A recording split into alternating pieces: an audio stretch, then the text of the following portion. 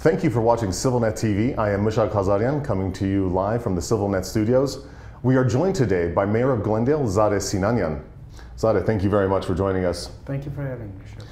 Wanted to ask you a little bit about these events that are happening here and how they relate to what is taking place in Glendale and outside of the diaspora, generally speaking. Firstly, how did the rallies that took place in Glendale come about?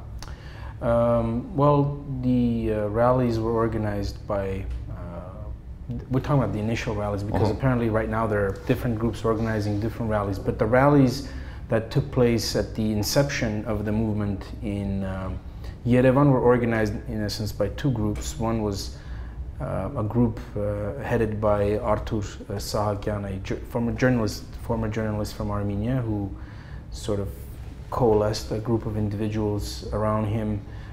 And the other group was organized by young former and current ANCA activists who saw the writing on the wall, and just put it that way, and realized that this is a movement like no other and has a real chance of making real change in Armenia. And eventually those two groups combined and they held the rallies together, which resulted in the now famous for Glendale anyway, large, almost 7,000 to 10,000 person rally that took place on the 22nd of April, before the resignation of Zareh Sinanyan. And in that vein, something that struck, that is interesting to look at is, has there been, to your knowledge, an event in Glendale outside of genocide recognition that has attracted that large of an audience participation or community participation? Well, I'm not aware of such a thing. I think there may have been demonstrations organized during the Artsakh sort of demonstration period from '88 to 1990. But I seriously doubt that there's been anything of this scope and this scale. And certainly within my sort of political lifetime, I've seen nothing like this for anything other than genocide recognition, and on any day other than April 23rd or 24th. And it is interesting that it happened so close to the commemoration. It was kind of symbolic. I think that that had a lot to do with the way the timing of things in Yerevan as well. For the diaspora, I think a lot of the traditional organizations were concerned whether the events that are held traditionally on the 23rd and 24th would be disrupted, whether there would be sort of an intermingling of messages, whether the genocide recognition message would be somehow hijacked, for lack of a better word. But fortunately, Zareh Sinanyan announced his resignation prior to even the evening of the 23rd, and therefore these fears did not come to reality. What is it about this movement that has been taking place that has captured the minds of the diaspora, and what is it? Why do you think it is that it's captured them to people come out in such large numbers and to show so much support? This movement has been really remarkable in its large number of young participants. In reality, it seems like it was a young movement, and the youth were the leaders in the movement. And I think that captured the imagination of a lot of young people in the diaspora. And then the level of organization, the level of participation, which increased gradually, reaching a peak on the 22nd or 23rd, actually probably on May 2nd, more like it. But that has also been infectious for the diaspora. People understood the power of sort of the united front, and realized that the diaspora had a role to play in that as well, because historically diaspora has viewed itself as a support front for Armenia. Well, in this case, the demonstrations that were taking place in the diaspora, specifically in the Los Angeles area in Glendale, were a support for the people of Armenia who were demonstrating for their civil rights, for their democracy, for justice, for the future of Armenia. Moving ahead, do you see a difference in how the diaspora and Armenia can work together, or do you see a difference in the approach that the diaspora might take moving ahead? I certainly hope so. I hope so. Every time I come to Armenia and I have an opportunity to give an interview, especially SivilNet, which allows you to give an English language interview, lament the lack of structured relations between Armenia and the diaspora, sort of lack of understanding. There's no modus operandi other than, you know, you're the diaspora, when we ask for money, give it, and shut up and don't talk about political issues in Armenia. Don't talk about injustice. Don't talk about economic monopolies. Don't talk about this. You know, you see that in Armenian media. Up until about a week ago, a Republican Party member was writing insults, slurs at the Glendale residents, saying that, you know, you don't live here, so shut up.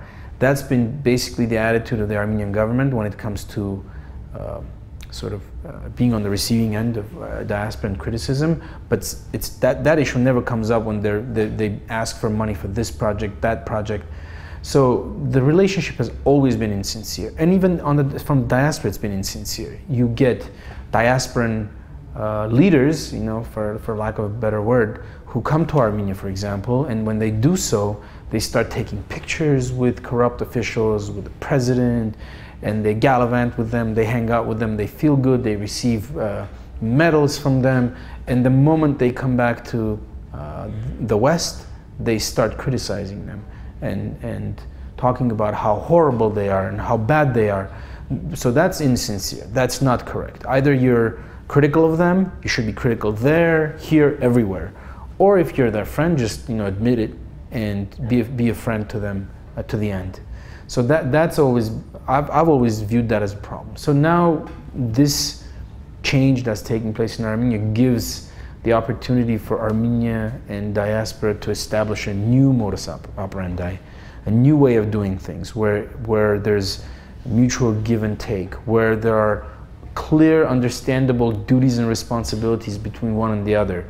And those are fair, those are equal, and are meant to benefit Armenia in its sort of statehood, building of statehood, and benefit diaspora in its you know, the preservation of Armenian heritage, and at the same time, you know, creating the preconditions where diasporans can seriously consider perhaps someday living in the homeland. Something that we've seen here, and to touch on that idea of the change of sort of the thought of how to engage with Armenia, we've seen here that the youth have become very active and engaged in this movement. Do you see that as sort of leading in the direction that you were mentioning about the lack of a structured understanding and the youth sort of being able to forge that path? You know, youth are very interesting in that, in many ways, but especially in the fact that they're prone to enthusiasm.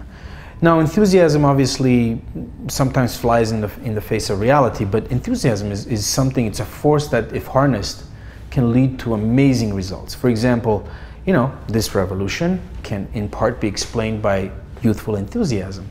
The same can be applied to Armenian diasporan relations. The youth, just as they're enthusiastic in Armenia about their own future, I think youth are very enthusiastic about Armenia's future, and they tie their future more to Armenia today than they did 30 days ago. And that's an amazing, amazing change that has taken place. Again, this revolution gives so many opportunities to build upon this enthusiasm and turn that enthusiasm into reality, right? If you leave enthusiasm to just sort of move forward on its own momentum, at some point that momentum is going to sap and it's going to disappear. But if you use it to build solid foundations for, again, that fundamental sort of understanding between the diaspora and Armenia, then after a while you don't have to rely merely on enthusiasm. Then you have the actual structures that can make the process go forward much smoother. I think that's a great point, and something that we're seeing here in Armenia as well, in terms of what is going to happen next, and how is this energy, how is the energy from the youth and those participating going to translate into the steps that are going to come next. It's going to be very interesting to watch here, and it'll be very interesting to see within the diaspora how that relationship continues to evolve and move forward. Again, you've been watching ＳիվիլNet TV here. Thank you very much. We want to thank Zareh Sinanyan, Mayor of Glendale, for stopping by. Please check back to ＳիվիլNet, as we'll have more news throughout the course of these weeks. Thank you.